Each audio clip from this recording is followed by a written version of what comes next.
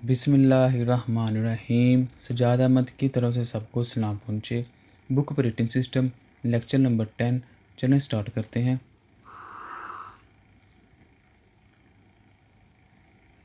ये lecture number 10 के अंदर चैप्टर नंबर 3 शुरू हो गया है और ये चैप्टर रिलेटेड करता है थ्रेड के।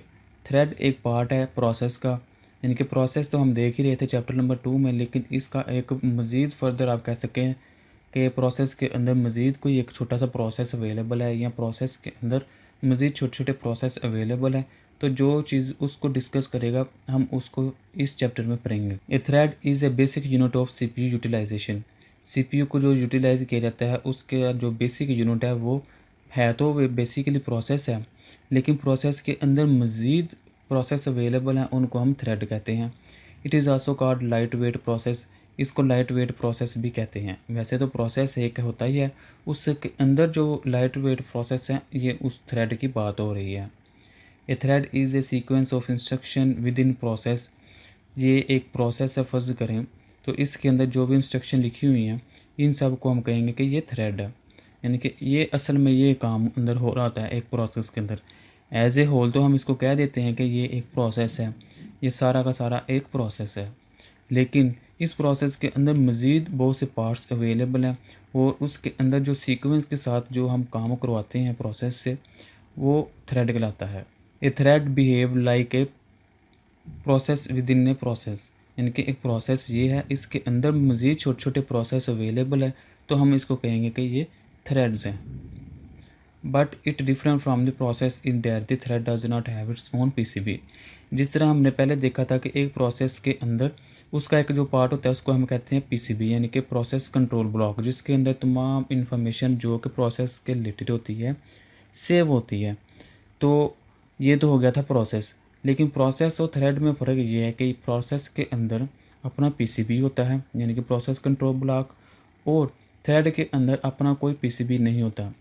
चूँकि ये बज़ाते खुद एक प्रोसेस का पार्ट है, ना कि खुद प्रोसेस, लेकिन इसको समझने के लिए कि ये क्या चीज़ है, हम इसको कह देते हैं कि ये लाइट वेट प्रोसेस है। एक्चुअली ये प्रोसेस नहीं है, ये सीक्वेंस ऑफ इंस्ट्रक्शन है जो कि प्रोसेस को दी जाती है। तो हम कह देते हैं कि ये भी एक प्रोसेसिंग फेस में होती हैं, तो हम कह देते हैं कि ये प्रोसेस ही है। लेकिन इसमें बेसिक डिफरेंस यही है कि प्रोसेस के अंदर पीसीबी होता है और थ्रेड के अंदर अपना पीसीबी नहीं होता। अब थ्रेड के अंदर कौन कौन सी चीज़ें अवेलेबल होती हैं? थ्रेड आईडी होती है, प्रोग्राम काउंटर होता है, रजिस्टर सेट होता है और स्टैक होता है। A thread share something with its pair threads. जो जिसके साथ ये पेयर बनाता है थ्रेड, यानी कि एक प्रोसेस के अंदर बहुत से थ्रेड्स अवेलेबल हो सकते हैं छोटे छोटे, यानी कि कोड और इंस्ट्रक्शन, तो वो एक दूसरे के साथ जिसके साथ पेयर बनाते हैं उसके साथ वो शेयरिंग कर सकते हैं। जो चीज़ें शेयर की जाती हैं उसके अंदर कोड सेक्शन है, डाटा सेक्शन है। Advantages of multi-threading. Some advantages using multi-threading are follow. Responsiveness. अगर हम प्रोसेस को मल्टी थ्रेडिंग के ज़रिए काम करवाते हैं तो उसका एक फ़ायदा ये है कि ये रिस्पॉन्सिव बन जाता है, यानी कि रिक्वेस्ट का जवाब बहुत जल्द मिल जाता है। फिर सोर्स शेयरिंग वाला काम हो जाता है कि इसके ज़रिए मेमोरी और दूसरी चीज़ें जो है वो शेयर की जा सकती हैं। इकोनॉमी, यानी कि ये मुनासिब कीमत पे हमें चीज़ें मिल जाती हैं, हमें ज़्यादा कॉस्टली नहीं पड़ता है। Allocation of memory and resources for process creation is costly. All threads of the process share the resources of that process, so it is more economically to create and context switch the thread. यानी कि वैसे तो हम हर process को अगर अलग अलग CPU या मेमोरी अलाउ करें तो बहुत महंगा हो जाएगा, यानी कि कंज्यूमिंग टाइम लगेगा। तो इस तरह अगर हम थ्रेडिंग के ज़रिए कोई काम करवाएं तो थ्रेड्स आपस में शेयरिंग करेंगे, मेमोरी को भी रिसोर्सेज को भी, तो ये हमारे लिए मुनासिब टाइम पे और मुनासिब स्पेस में काम कर देगा। तो इसके अंदर आप देख सकते हैं कि ये एक थ्रेड का सिंगल प्रोसेस थ्रेड है, जिसके अंदर क्या है, इसका कोड है, इसका डाटा है, इसकी फ़ाइल है, इसकी रजिस्टर है, इसका स्टैक है। तो ये एक सिंगल थ्रेड की एग्जांपल है। लेकिन इसकी तरफ देखें तो इसमें भी कोड है, डाटा है, फाइल है, लेकिन हर थ्रेड का अपना अपना स्टैक है और रजिस्टर है। हर इसका भी अपना स्टैक और रजिस्टर है, इसका भी अपना स्टैक और रजिस्टर है। तो ये एग्जांपल है मल्टी थ्रेड प्रोसेस की। Types of threads. थ्रेड्स की कितनी टाइप्स हैं? थ्रेड्स में be handled at different levels. Kernel level threads और user level thread. Kernel supported threads are seen by the operating system and must be scheduled by the operating system. One multi thread process में है multi colonel threads. तो इस level के thread को operating system जो है वो schedule करता है। ऑपरेटिंग सिस्टम का मतलब है कि कर्नल ही शेड्यूल करता है।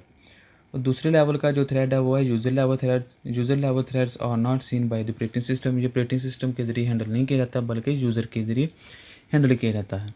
और जो कर्नल लेवल का है थ्रेड वो ऑपरेटिंग सिस्टम के ज़रिए हैंडल किया जाता है।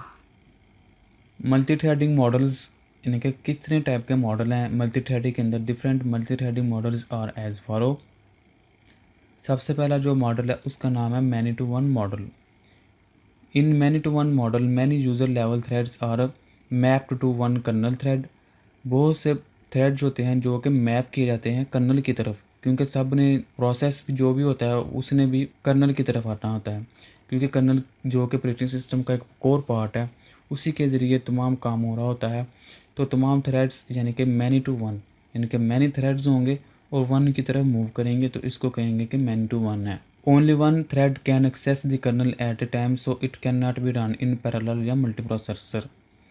तो एक टाइम पे एक थ्रेड ही कर्नल को एक्सेस कर सकता है, क्योंकि कर्नल तो एक ही होता है, तो इसलिए इसके अंदर मल्टी प्रोग्रामिंग या मल्टी थ्रेडिंग वाली स्कीम नहीं चल सकती। वन टू वन मॉडल में in this model each user thread is map to the kernel thread, यानी कि इसके अंदर आप ये देख सकते हैं कि हर जो थ्रेड है वो एक ना एक कर्नल के साथ अटैच है, तो इसलिए इसको कहेंगे कि ये वन टू वन मैप है। और जो तीसरी लेवल है वो है मैनी टू मैनी, यानी कि मैनी थ्रेड्स हैं और मैनी कर्नल हैं, तो इसके अंदर बहुत तेज़ी से काम होता है। Thank you for watching. अल्लाह हाफिज़। अगर कोई क्वेश्चन है कंप्यूटर साइंस के मतलब वो पूछे, चैनल को सब्सक्राइब करें और इस वीडियो को अपनी क्लास वालों के साथ शेयर करें।